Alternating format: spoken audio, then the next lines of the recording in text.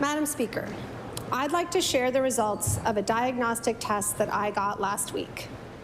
Like thousands of women across this province, I got a mammogram that didn't detect cancer, but did confirm that due to areas of dense tissue, there was a significant chance that it could not detect cancer if cancer was present. The report itself comes with a warning that reads, quote, "Dense breast tissue can hide cancers on a mammogram." Other provinces have dense breast screening to detect cancer care more often, but we do not.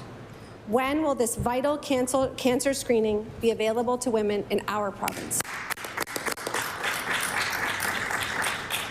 I recognize the Honourable Minister of Health and Wellness. Thank you, Madam Speaker.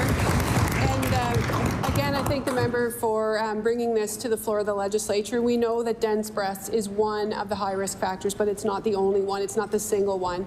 And so we do have a high risk. We're one of 2 provinces in the country that has a high-risk breast screening program. And the reason that information is on reports offered to women across the province is so that they understand that this is one of several high-risk factors, and it's important for them to understand that.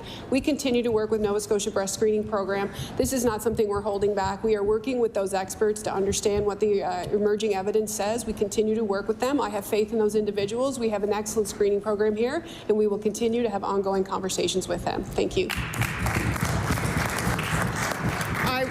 I recognize the Honourable Leader of the Official Opposition. Thank you, Madam Speaker. For a high-risk diagnosis, if you can be in the high-risk program here, you have to have dense breasts and family history, et cetera, et cetera. In Ontario, if you have dense breasts, you can get an ultrasound or an MRI, which can, in fact, detect cancer. But women in Nova Scotia can't. We're also hearing from many women in the province who are waiting for weeks just to get a basic mammogram. The current options for screening breast cancer are letting Nova Scotians down. The government's own website shows that women in Bridgewater are waiting 157 days for a mammogram. In Kentville, it's 145 days. When will this government make timely and accurate detection of women's cancers a priority? I recognize the Honourable Minister of Health and Wellness. Thank you, Madam Speaker.